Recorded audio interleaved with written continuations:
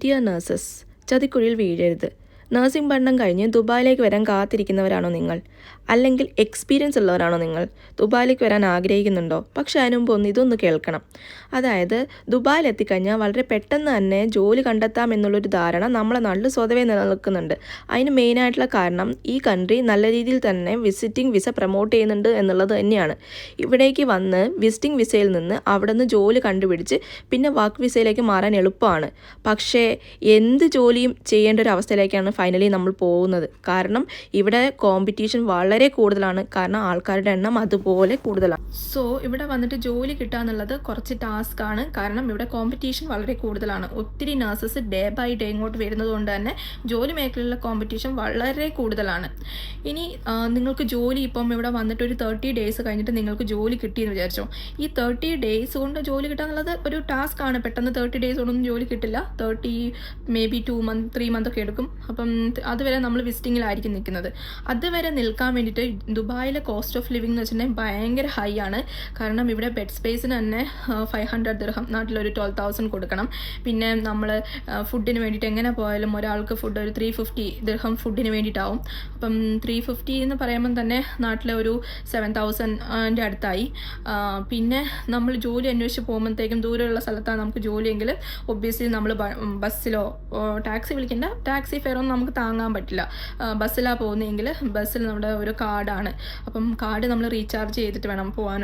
ഓരോ പ്രാവശ്യം പോകുമ്പോഴും അതായത് മാക്സിമം ദൂരം നമ്മളൊരു ദിവസം പോയാൽ അങ്ങോട്ടും ഇങ്ങോട്ടും കൂടെ 14 ദിർഹമാണ് ചിലവാവുക. അപ്പോൾ അതെല്ലാം കൂടെ ഒരു 200-250 rupees ആവും നാട്ടിലെ. പിന്നെ നമുക്ക് വെള്ളം കുടിക്കണം, അങ്ങനെ ഒന്ന് റീചാർജ് ചെയ്യണം, അങ്ങനെയുള്ള കാര്യങ്ങളുണ്ടല്ലോ. അപ്പോൾ എങ്ങനെ പോയാലും ദുബായിലൊന്ന് നോർമലായി നമുക്കൊന്ന് ജീവിച്ച് വേണ്ടി പോകാൻ വേണ്ടിയിട്ട് ഒരു ജോലിയില്ലാത്ത ആളും എത്ര മുറുക്കെ പിടിച്ചാലും എത്ര കഷ്ടപ്പെട്ടാലും ഒരു 20,000 രൂപ നാട്ടിൽ 20,000 രൂപ എന്തായാലും വേണം. എങ്കിൽ മാത്രമേ നമുക്കൊന്ന് എന്താ പറയുക ഒന്ന് പിടിച്ച് നിൽക്കാൻ പറ്റൂ. 20,000 ഇല്ലെങ്കിൽ ഒരു 15,000 എങ്കിലും നമുക്ക് എന്തായാലും നമ്മുടെ കയ്യിൽ വേണം. അല്ലെങ്കിൽ ഇവിടെ നമ്മൾ ഏതെങ്കിലും റിലേറ്റീവ്സ് ഉണ്ടായിരിക്കണം. എങ്കിൽ പിന്നെ നമുക്ക് അവരുടെ റൂമിൽ പോയി നിന്ന് അവിടുന്ന് ഭക്ഷണമൊക്കെ കഴിച്ച് നമുക്ക് ജോലി അന്വേഷിക്കാൻ മാത്രം പോയാൽ മതി. നമ്മളെ കാര്യം മാത്രം നോക്കിയാൽ മതി. അല്ലാത്ത പക്ഷം എന്താണെങ്കിലും ഒരു മാക്സിമം ഒരു 20,000 മിനിമമാണ്. ഒരു ബാച്ചിലറായിട്ടാണ് നിൽക്കുന്നതെങ്കിൽ ഒരു 15,000 to 20,000 എന്താണ് നമ്മളെ കയ്യിൽ നമ്മൾ കണക്കാക്കണം ആ പൈസ.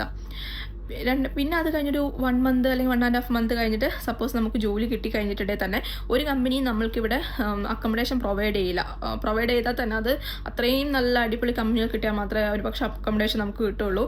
പിന്നെ 90% കമ്പനി പ്രൊവൈഡ് ചെയ്യില്ല അക്കോമഡേഷൻ.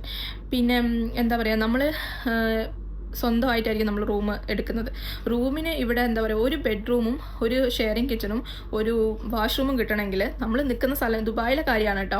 വേറെ എമിറേറ്റ്സിൽ കുറച്ച് വ്യത്യാസം ഉണ്ടാവും, ഷാർജ പോലെ. പക്ഷേ ദുബായിലാണെങ്കിൽ ഇത്രയും കിട്ടണമെങ്കിൽ തന്നെ നമ്മൾ ഒരു 2,600-2,700 ദിർഹം കൊടുക്കണം. അതായത് നാട്ടിലെ ഏകദേശം 70,000 രൂപേൻ്റെ അടുത്തോളം, 68-70 രൂപേൻ്റെ അടുത്തോളം നമ്മൾ റൂമിന് മാത്രം നമ്മൾ സ്പെൻഡ് ചെയ്യണം.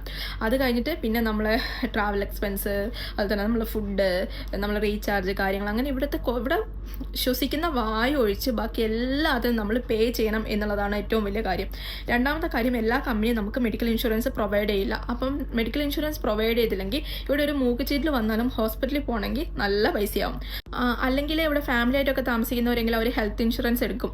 കാരണം ഹെൽത്ത് ഇൻഷുറൻസ് എടുക്കുന്നത് എപ്പോഴും നല്ലതാണ്. അത് മാസം മന്ത്ലി 1,000 ദിർഹത്തിൻ്റെ 2,000 ദിർഹത്തിൻ്റെ ഒക്കെ ആണ് ഹെൽത്ത് ഇൻഷുറൻസ് വരിക. 2,000, 1,500 ഏകദേശം എല്ലാ പ്ലാൻസ് ഇൻക്ലൂഡ് ആവണമെങ്കിൽ 1,500 ദിർഹത്തിൻ്റെ ഒക്കെ ആയിരിക്കും. അപ്പം ഒരാൾക്കാണ് ഈ പൈസ പേ ചെയ്യേണ്ടത്. അപ്പം നമ്മൾ 3 പേരുണ്ടെങ്കിൽ 3 പേർക്കും കൂടെ ആലോചിച്ച് നോക്ക്, 1,500 അത് ആ പൈസ.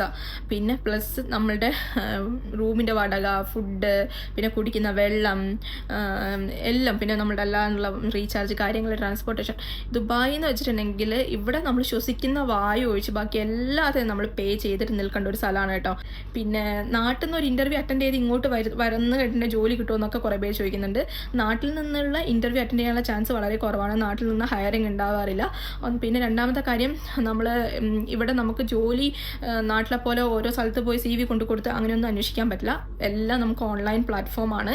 നമ്മൾ ഓൺലൈൻ വഴിയാണ് അപ്ലൈ ചെയ്തുകൊണ്ടിരിക്കേണ്ടത്. ഇൻഡീഡ്, ലിങ്ക്ഡിൻ, baya.com അങ്ങനത്തെ കുറച്ച് ഓൺലൈൻ പ്ലാറ്റ്ഫോംസ് ഉണ്ട്. ഇതിൽ നമ്മൾ ഡെയിലി വരുന്ന വേക്കൻസിയിൽ അപ്ലൈ ചെയ്തുകൊണ്ടിരിക്കാം. ഇപ്പം ഒരു വേക്കൻസി വന്നിട്ട് മേ ബി ഒരു 10 മിനിറ്റ്സ് ബിഫോർ ഇട്ട വേക്കൻസി ആയിരിക്കും. നിങ്ങൾ അപ്ലൈ ചെയ്യുമ്പോഴേക്കും കാണിക്കും അവിടെ ഓവർ 100 ആപ്ലിക്കേഷൻ ഓൾറെഡി റിസീവ് ആയി എന്ന്. ഒന്ന് ആലോചിച്ച് നോക്കുക, അത്രമാത്രം ജോബ് നീഡഡ് ആൾക്കാരുണ്ട് UAE-യിൽ. അപ്പം നമ്മൾ ഇവിടെ വന്നിട്ട് ഒരു ജോലി കണ്ടുപിടിച്ച് കഴിഞ്ഞതിന് ശേഷം ജീവിക്കുക എന്നുള്ളത് വലിയൊരു കാര്യമാണ്. പിന്നെ നമുക്ക് കിട്ടുന്ന ജോലി അനുസരിച്ചിരിക്കും കേട്ടോ. നല്ല ശമ്പളമുള്ള ജോലി കിട്ടിയിട്ടുണ്ടെങ്കിൽ നല്ല രീതിയിൽ നമുക്ക് ഒപ്പിച്ച് കൊണ്ടുപോയി ജീവിക്കാം. പിന്നെ എല്ലാം ഒത്തിരി നമ്മൾ അഡ്ജസ്റ്റ് ചെയ്യേണ്ടി വരും. നമുക്ക് പൈസ ചെയ്യാം, പക്ഷെ ഒത്തിരി നമ്മൾ അഡ്ജസ്റ്റ് ചെയ്ത് ജീവിക്കേണ്ടതായിട്ട് വരും. ഇപ്പം ഞാൻ ഇതിന് മുമ്പ് സൗദി അറേബ്യയിലാണ് വർക്ക് ചെയ്തത്, രണ്ടാമതാണ് അപ്പോൾ UAE-യിൽ വന്നത്. അപ്പോൾ 2 സ്ഥലത്തുള്ള ഒരു കോസ്റ്റ് ഓഫ് ലിവിങ് വളരെ ഡ്രാസ്റ്റിക് ആണ്. കാരണം അവിടെ സൗദിയിൽ നമുക്ക് പൈസ നന്നായിട്ട് സേവ് ചെയ്യാൻ പറ്റുമായിരുന്നു. ഇവിടെ പക്ഷേ സേവിങ്സ് എന്ന് പറയുമ്പോഴത്തേക്കും ഇവിടുത്തെ കോസ്റ്റ് ഓഫ് ലിവിങ് ഭയങ്കര ആയിട്ട് തോന്നി സൗദിയെ കമ്പയർ ചെയ്ത് നോക്കിയപ്പം.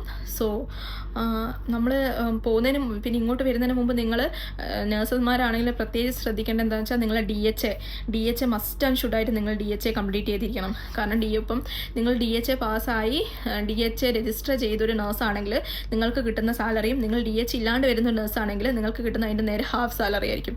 അത്രയും ഡിഫറൻസ് ഉണ്ടാവും. അപ്പം DHA കഴിഞ്ഞ് സർട്ടിഫിക്കറ്റ് എല്ലാം കഴിഞ്ഞ് DHA എലിജിബിലിറ്റി ലെറ്ററും കൂടി എടുത്തിട്ട് വേണം വരാൻ. പിന്നെ BLS നിർബന്ധമായിട്ട് വേണം. DHA എടുക്കാൻ നിങ്ങൾക്ക് BLS വേണം. അതുകൊണ്ട് BLS നിർബന്ധമായിട്ട് വേണം. കാരണം പല ഇൻ്റർവ്യൂസിലും നമ്മളോട് BLS ഉണ്ടോ എന്ന് ചോദിക്കും. പിന്നെ വേണ്ടത് നമുക്ക് ഇംഗ്ലീഷ് ലാംഗ്വേജ് ആണ്. കാരണം ഇവിടെയുള്ള ആൾക്കാരെല്ലാം അറിയാമല്ലോ, UAE പീപ്പിൾസ് എല്ലാം നല്ല എഡ്യൂക്കേറ്റഡ് ആണ്. അപ്പം നമ്മൾ എവിടെ പോയി കഴിഞ്ഞിട്ടുണ്ടെങ്കിലും ഇവിടെ ഉള്ള അധികം ആൾക്കാർ എഡ്യൂക്കേറ്റഡ് ആണ്. അപ്പം നമ്മൾ എവിടെ പോയി കഴിഞ്ഞാലും നമ്മൾക്ക് ഇംഗ്ലീഷാണ് ഇവിടുത്തെ മെയിൻ മോഡ് ഓഫ് കമ്മ്യൂണിക്കേഷൻ എന്ന് പറയുന്നത്. കാരണം എല്ലാവർക്കും ഇംഗ്ലീഷ് അറിയാം. അപ്പം ഈവൻ നിങ്ങൾക്ക് അറബി അറിഞ്ഞിട്ടും കാര്യമില്ല, ഹിന്ദി മാത്രം അറിഞ്ഞിട്ടും കാര്യമില്ല, നിങ്ങൾക്ക് ഇംഗ്ലീഷ് അറിഞ്ഞിരിക്കണം. പ്രത്യേകിച്ച് നഴ്സുമാരാണെങ്കിൽ നിങ്ങൾക്ക് ഇംഗ്ലീഷ് അറിഞ്ഞേ മതിയാവുള്ളൂ. പേഷ്യൻസിനോടൊക്കെ നമുക്ക് കമ്മ്യൂണിക്കേറ്റ് ചെയ്യുന്നത് പല നാഷണാലിറ്റീസിലെ ഫ്രഞ്ച് മുതൽ പല നാഷണാലിറ്റീസിലും ഇംഗ്ലീഷ് മാത്രം, വെറും ഇംഗ്ലീഷ് സ്പീക്കിംഗ് കൺട്രീസിലുള്ള ആൾക്കാരൊക്കെ ഉണ്ടാവും അവിടെ ഇഷ്ടം പോലെ. അപ്പോൾ അവരോടൊക്കെ നമ്മൾ സംസാരിച്ച് പിടിച്ചിരിക്കണമെങ്കിൽ അത്യാവശ്യം ഇംഗ്ലീഷും നമുക്ക് കൈകാര്യം ചെയ്യാൻ കഴിവുണ്ടായിരിക്കണം. അപ്പം ഇതൊക്കെയാണ് എനിക്ക് പറയാനുള്ളത്. അപ്പം before coming to UAE think twice. പിന്നെ എല്ലാ കാര്യങ്ങളും നമ്മൾ എന്താ പറയുക, എക്സ്പെൻസസും കാര്യങ്ങളെല്ലാം അറിയാം. കാരണം ഇവിടെ വന്ന് കഴിഞ്ഞിട്ട് നമ്മൾ പിന്നെ ജോലി നല്ല ഗവൺമെൻറ്റിലൊക്കെ കിട്ടിക്കഴിഞ്ഞിട്ടുണ്ടെങ്കിൽ അടിപൊളിയാണ് കേട്ടോ, നമ്മൾ ലൈഫേ സെറ്റിലായി. പക്ഷേ ഗവൺമെൻറ്റിലേക്കും ഹയറിങ് വളരെ കുറവാണ്, എസ്പെഷ്യലി ഫോർ ഇന്ത്യൻ നഴ്സസ്. കാരണം എന്താണെന്ന് വെച്ചിട്ടുണ്ടെങ്കിൽ അവർക്ക് ടാഗ്ലോഗ് സ്പീക്കേഴ്സിന് മതി. ടാഗ്ലോഗ് സ്പീക്കർ എന്ന് വെച്ചാൽ ഫിലിപ്പിനോസ്, അവർക്കാണ് കൂടുതൽ പ്രയോറിറ്റീസ്.